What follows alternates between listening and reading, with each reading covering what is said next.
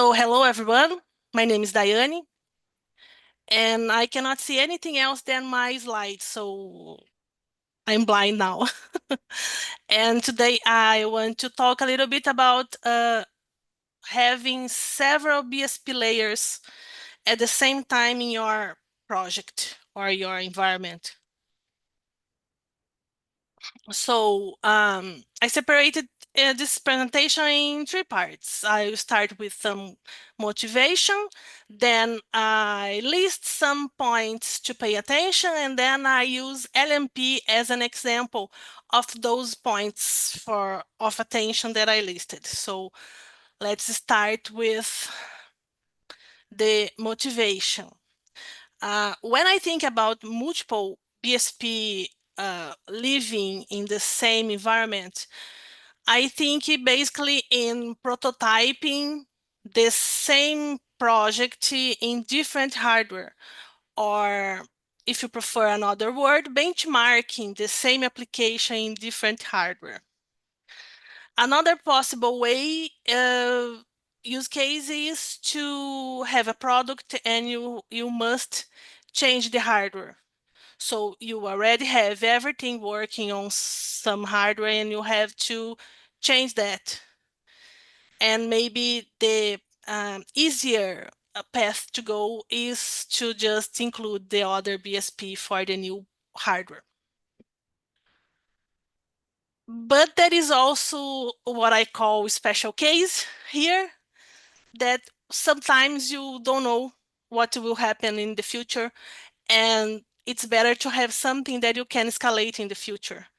So maybe a multiple BSP distro is not something that you must have today, but you will need in the future. So if you can configure everything in a way, in the future you have less problems. And I will also list some points for when you need to include a new BSP and you don't know that BSP, and you have to review if that BSP in specific will fit in your system. So the things that I usually review for a new BSP is how that specific BSP organize the Linux kernel recipes, the U-boot recipes, and here I say Linux kernel and U-boot as a replacement for any kind of kernel and any kind of bootloader, and how the other BSP packages are configured. For example, if there are some package expansions, if package configs are okay, and if there are patchings appended on top of any source URI, and how the classes are.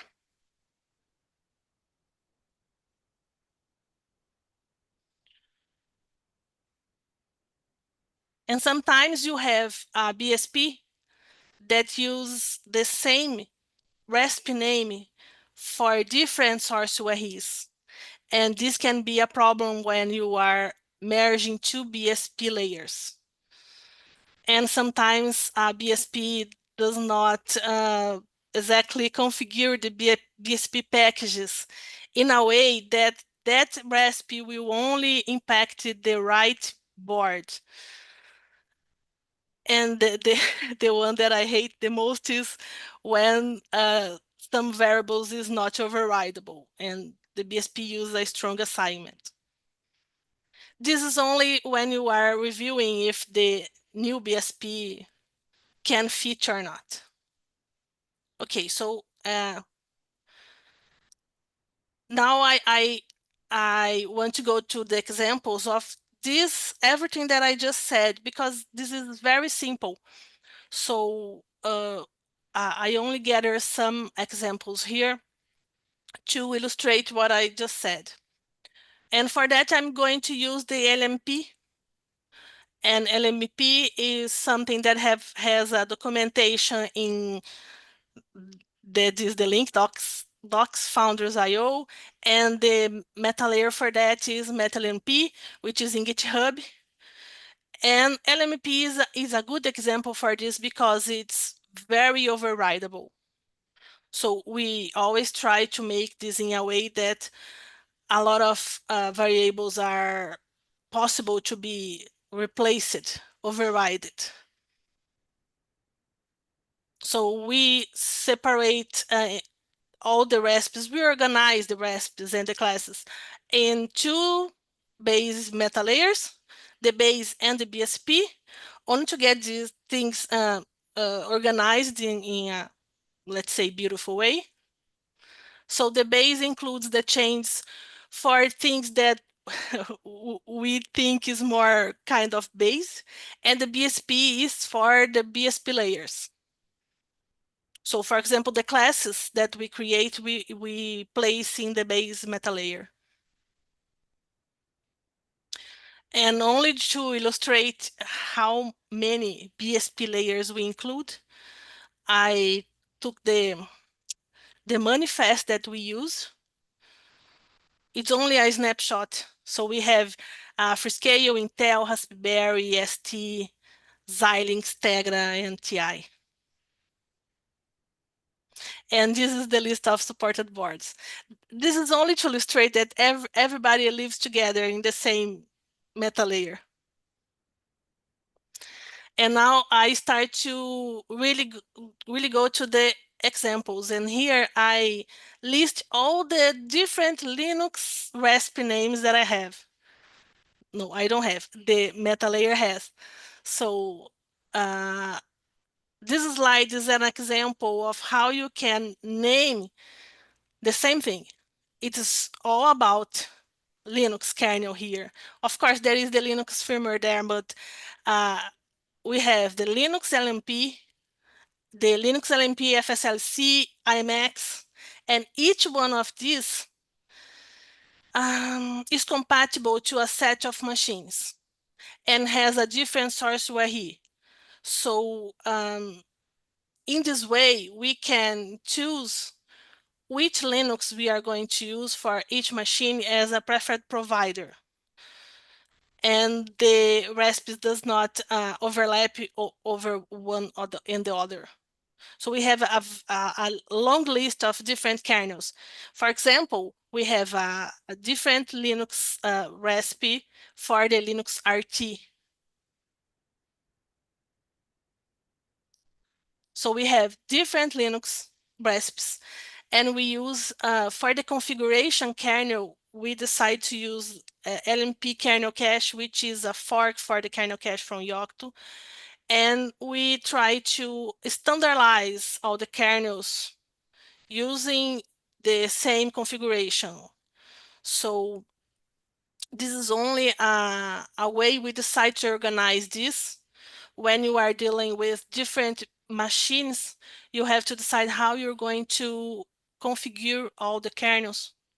And this is how we decide to configure this to make they look like a family. And in this snapshot, I try to illustrate how we can append some points of the BSP, in this case, the Linux, in a way that we tweak something for only one board or only one architecture or only one SoC. And this will depend on the BSP that you are using. For example, here we have a source URI append for IMAX MM, the board. And in the other line, we have the append for IMAX 8MN and XP BSP, which is the SoC. So we try to organize this in a way that we can have every board living together and rightly configure for something. One example that I can say here in this particular slide is that we usually have patches to configure the behavior for the kernel. For example, when we want to add for IMAX MM have B or have A. So we add a patch on top of the kernel that we are using. Things like that. Here I list the the U-boot recipes for all the sublayers, and we have also some U-boot recipes names, and we have including different recipes U-boot versions. So this is only to illustrate that kernel and U-boot has to be different recipe names, and they are also configured depending on the SoC, the machine, depending on how you want to configure this. And in this example, we have a change in the toolchain options only for the IMAX 8MP SoC. And we also change the source. Here we have an example that we are changing the configuration for the boot. But my main point with those kinds of snippets is to try to list what is important to review in a BSP layer. I like this picture. This is the structure for our dynamic layers to show every BSP layer living together and what is the kind of change that we make. For example, for the free-scale BSP, we have the recipes BSP changed, but for the STM32, we have recipes graphics being changed. This is only to illustrate how much we touch the external BSP layers. So we have also to think about the BSPs, the BB appends, sorry, and what they need to customize. So when I was thinking about this, I could reduce all the BSP changes that we have in 3 points. Customize the build process when we append or prepend for the tasks.